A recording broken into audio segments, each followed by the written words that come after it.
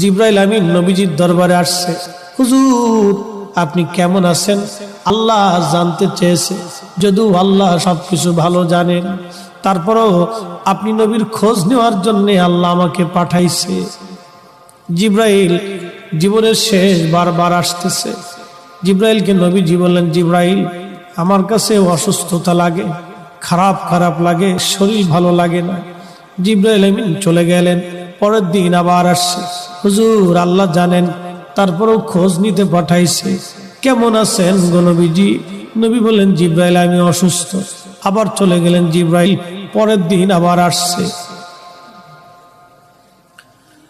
আবার খোঁজ নিয়ে বললেন, হুজুর আপনি কেমন আছেন? নবীজি বললেন, জিবরাইল অসুস্থ আমি।